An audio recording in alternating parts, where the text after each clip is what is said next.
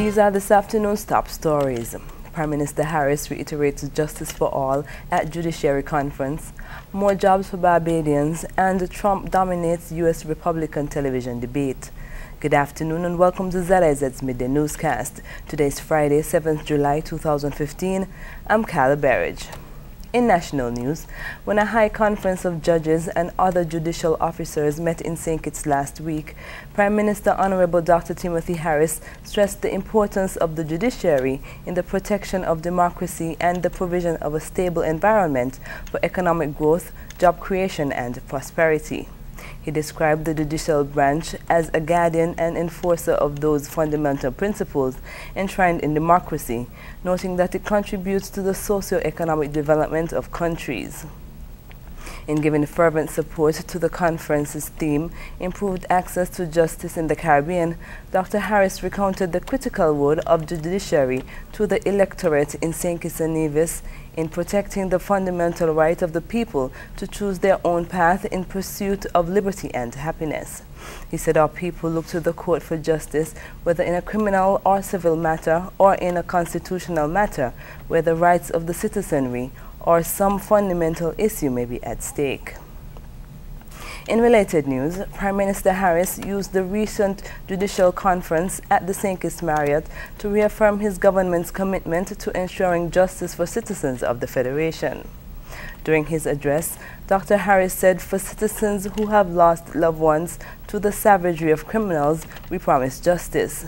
For those threatened for participating in judicial process in any form, we promise that we will use all resources of the state to pursue justice, for justice is the lubricant for a civilized and democratic society." The annual judicial conference was held under the theme Improved Access to Justice in the Caribbean. It featured participation from persons engaged in the administration of justice in the Organization of Eastern Caribbean States, OECS, Caribbean Community CARICOM, and beyond. Commander of the Defense Force Unit, Lieutenant Colonel Patrick Wallace, challenged the officers of the Coast Guard unit to maintain the legacy of the St. Kitts Coast Guard despite challenges they may face. You have a proud legacy to uphold. Irrespective of the condition of the barracks, you have a legacy to uphold. Irrespective of the faults in leadership, you have a legacy to uphold. And one of the things which I have experienced and I've seen, and I don't know if it's indicative of black people, that we forget where we come from. The very things we complain about others doing to us, when we get in position, we do the exact same thing to those below us. Sergeants, corporals, lance corporals, look at yourselves. Meanwhile, head of the Coast Guard Unit Major J. Anthony Comrie reinforced the commander's comments and said the St. Kitts Nevis Coast Guard functions at a superior quality when compared to other OECS nations, and the officers should be proud of that. We have something to uphold. And every time you mention Coast Guard within the OECS or the RSS, St. Kitts Nevis name must mention, because we have proved ourselves. Head of the Coast Guard Unit, Major J. Anthony Cromney. The Jamaican Kittitian Association, JAMKIT, which comprises of Jamaicans and Friends of Jamaicans living in St. Kitts and Nevis, will be celebrating their country's 53rd independence anniversary with two activities. The first activity, a church service, is planned for Sunday 9th August in the Norwich Holiness Church on Central Street, while on Saturday 15th August they will host a social at the St. George's Anglican Church Hall, Old Girls School at 6:30 p.m. The island of Jamaica observed its 53rd anniversary of independence on August 6th under the theme Proud and Free, Jamaica 53. Regionally, with Barbados recording a 0.3 increase in unemployment during the first quarter of this year, dozens of new jobs are now being offered for persons to work on the first phase of a proposed $550 million multi-purpose sugar factory at St. Andrews in St. Joseph. That phase, according to Chairman of Intersugar Partnership Anthony Da Silva, involves the demolition and dismantling of the former Andrews Sugar Factory to make way for the start of construction of the new facility in April next year. Da Silva said on Thursday afternoon that there is a total of about 20 site staff, but those doing the actual dismantling are former employees of the Barbados Agricultural Management Company. He said the contractor is now looking for 12 crews, preferably ex-sugar factory workers.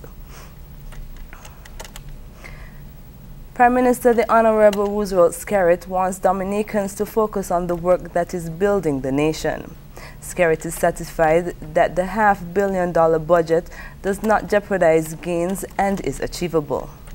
The provisions that I have outlined in this budget address are consistent with the promises we made to the people, and in many respects are a continuation of the work that we have been doing to bring prosperity, justice and peace to all our citizens and residents. Madam Speaker, as I said from the outset, this is a budget focused on keeping things real in the sight and consciousness of Dominicans. We have responded to the legitimate hopes and expectations of the population. We have not endangered progress made over the last 15 years, nor have we raised expectation levels beyond what is realistic and achievable. Every policy outlined in this budget has been studied, quantified, and can be achieved. They shall all, Madam Speaker, be pursued with vigor. He encouraged all to do their share for the greater good that is the island's advancement. Internationally, Donald Trump drew boos from the crowd and an attack from a rival at a raucous first Republican presidential debate on Fox News television last evening when he refused to rule out an independent bid for the White House. Standing at center stage by virtue of his leading opinion polls, the real estate mogul kicked off the debate by raising his hand when moderators asked if any one of the candidates would not pledge to support the Republican nominee in November 2016 elections. Mr. Trump. I cannot say I have to respect the person that if it's not me, the person that wins. If I do win and I'm leading by quite a bit, that's what I want to do. I can totally make that pledge. If I'm the nominee, I will pledge I will not run as an independent. But and I am discussing it with everybody, but I'm talking about a lot of leverage. We want to win, and we will win. But I want to win as the Republican. I want to run as the Republican nominee. So what's wrong? Trump has said for weeks that he would not rule out an independent bid, especially if he felt he was mistreated by the party. People that I deal with, that I talk to, they say this is what's happening because our leaders are stupid, our politicians are stupid, and the Mexican government is much smarter, much sharper, much more cunning, and they send the bad ones over because they don't want to pay for them, they don't want to take care of them. Why should they when the stupid leaders of the United States will do it for them? And that's what's happening, whether you like it or not. With 10 Republicans vying for attention on the crowded stage, the candidates frequently turned on each other rather than direct the fire towards Democratic frontrunner Hillary Clinton or President Barack Obama. A Guinean television reporter has been missing since the 23rd of July this year, his family and employers say. Relatives of Sharif Diallo, who works for a private channel, think he may have been kidnapped. Here are the details.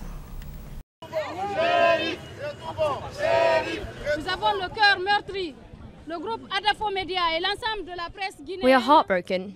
The Hadafo Media Group and the entire Ghanaian media are dismayed at the mysterious disappearance of this young journalist from Espace TV. Sharif Diallo has been missing since the night of July 23rd. His colleagues have told the authorities and the police.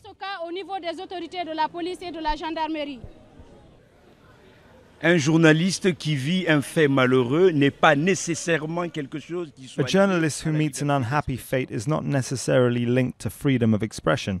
I believe we must be extremely careful. Attention.